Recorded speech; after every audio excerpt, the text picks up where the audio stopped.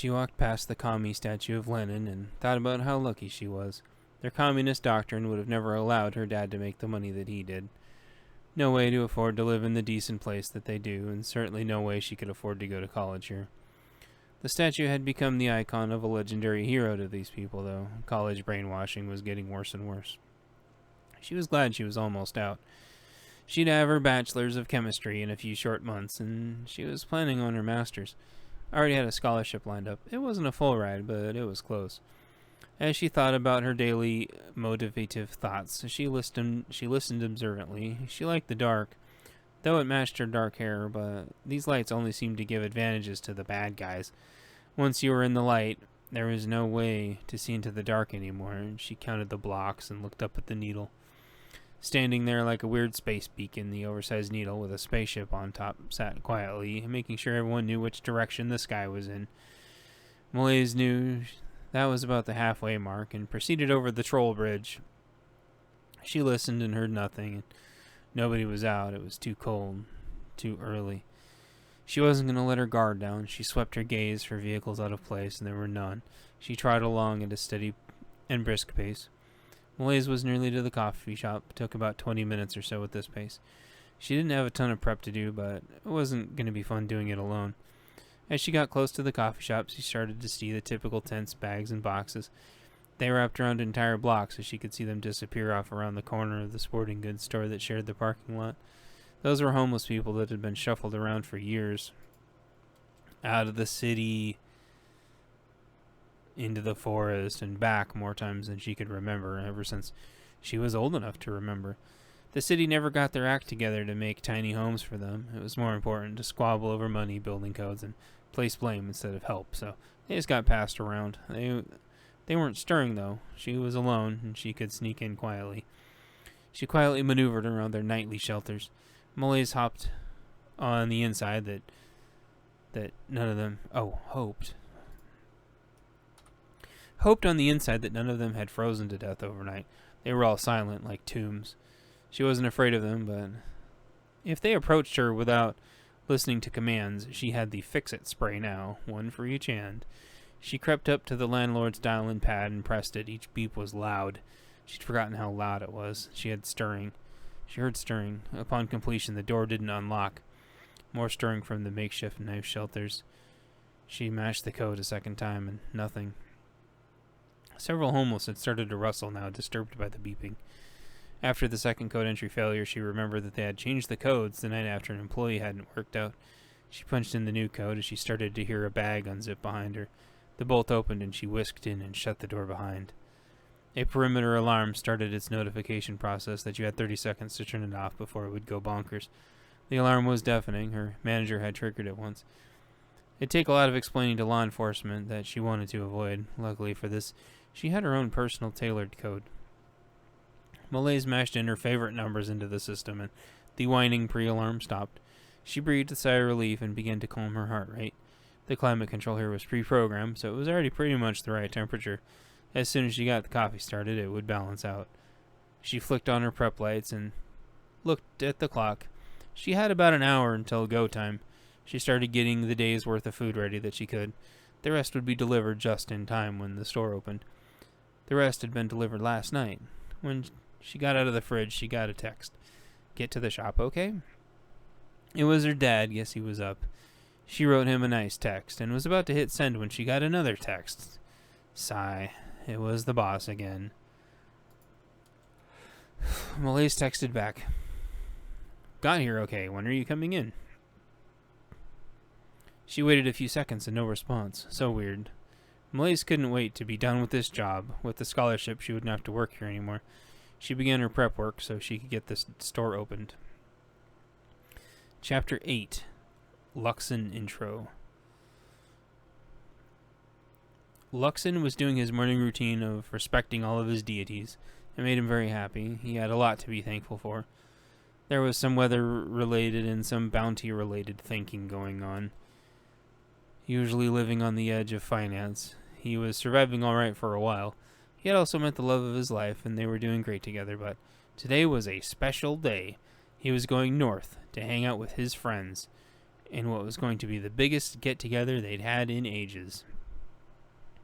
He kissed his girlfriend goodbye, who was still asleep, and gave his dogs big hugs and loaded his gear and headed towards Seattle.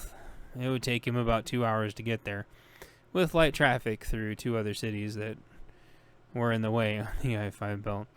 He made sure to fuel up first so he didn't have to stop later and grab some snacks at the corner store, and away he went.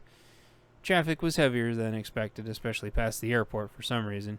He shrugged it off and smiled about his happy day. Soon after, he pulled into the coffee shop that was supposed to be the earlier of the 2 rendezvous points. He pulled in and got out of his car and locked it and sauntered in. He was open carrying his .45 like usual, and it got everyone's attention quick. It was like an old Western movie where someone could walk in and the piano would stop playing, or country movies where the record would skip off the track of the jukebox momentarily. He got a kick out of it and gave everyone a big smile. His beard flowed down to his stomach and a little heavy for his height, but making up for it in muscle. He was also surprisingly athletic and had no problem keeping up with the taller folk that would have longer strides. Unlike most people, Luxton didn't carry to show off or to prove his point. That's just how he liked to carry. Nobody ever gave him crap because he didn't look like the kind of fellow you'd want to confront. He ordered his beverage from the barista, then let her know there would be more coming. She didn't really respond. Seemed a little out of sorts. While waiting for his beverage, he looked around.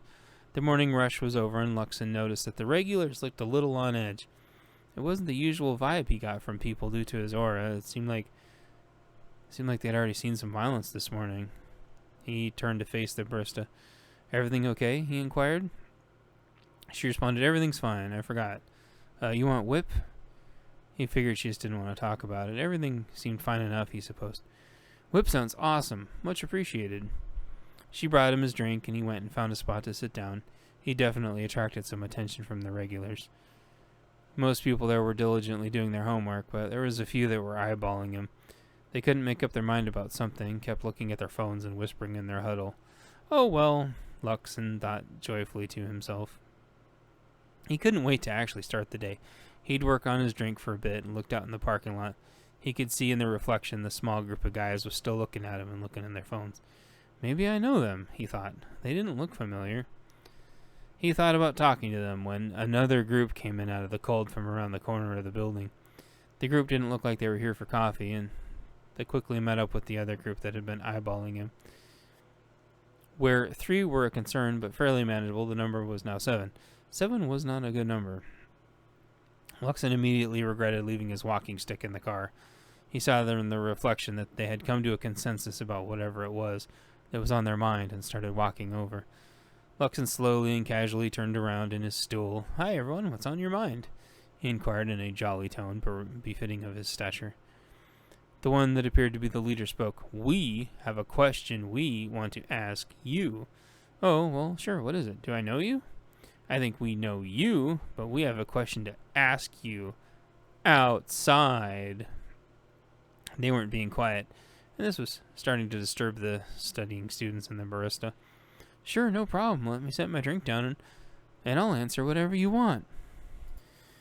His jacket was over his sidearm, so they couldn't grab it. He could draw it fast enough, though, although at the capacity he barely had 1 bullet per. The other thing was, even with the threat disparity in their numbers, it would still look bad if Luxton had to take them out unless they actually drew weapons. It was starting to get more common, where even if they had numbers, they started carrying weapons. Ideally, their strategy was to provoke their targets as an excuse for excessive brutality. They didn't always need an excuse, but it's usually what they went for. If guns ever got pulled, even at the low ready, it'd work against the person in the media anyway. They would tout in their social media, "Nobody died from anti-fascism, only the alt-right," blinding people in acid attacks and pouring urine on them, and bloody tampons, destroying their work vehicles, and beating them within an inch of their life was apparently considered okay, though. It was a lose-lose situation, as many saw it. It was somewhat unfair, as he saw it in his mind, but whatever. He'd gotten this far, and didn't come off even as remotely concerned. Luxton wouldn't disrespect the establishment by fighting inside. With a turn to look at the barista with a look of longing in his eyes, he walked out of the coffee shop. There was multiple guys ahead and behind him. In her eyes, Luxon had seen conflict. Luxon imagined this was probably because they would know that she might call the cops. They hated cops. Well, she'd be calling them anyway soon. Of course, there was a 50-50 chance they'd happily fight it out with the cops instead. Luxon chuckled to himself at the thought as they walked out the door. One of them heard the chuckle. "What's so funny, racist?" "Oh, that's what this is about. Look, I'm not racist." Luxon tried to explain his runic tattoos and attire, but they weren't listening. It made him sad that he was being mistaken for an identity group he definitely didn't identify with. "We don't allow white, supremacist, racist scum here." Another saying, "We won't allow you to normalize your hate speech." He tried to explain that he was simply trying to enjoy his coffee, but his good-natured patience was wearing off. He didn't like being called a racist. He loved everyone equally. He would fight just as hard to protect anybody if they were being bullied by hate mongers, and this made him sad. "Look, guys, I just want to finish my coffee. I'm not racist. I mean, come on, let's all sit down and I'll explain everything." He had his back to a wall, but there were 4 of them in a semicircle around him. Even if they didn't hit very hard or didn't have weapons, he was at a disadvantage. Worst case scenario, he could only draw in about 2 of them before the other 2 would get him, and the several behind them would pile on him. He studied their body language and their unconscious signals, trying to figure out which one would strike first and hardest so he could take them out. Luxon also looked for telltale signs of hidden weapons like knuckle dusters or rebar in their sleeves, but saw nothing. 2 in the back seemed to be ready with pepper spray, though shallow in their pockets. He also didn't want to get sucker punched, which they loved doing. Luxon really regretted leaving his walking stick in the car. He looked to the left and he looked to the right. Any second the punches were going to start flying when a van pulled up. And it stopped right in the middle of the parking lot.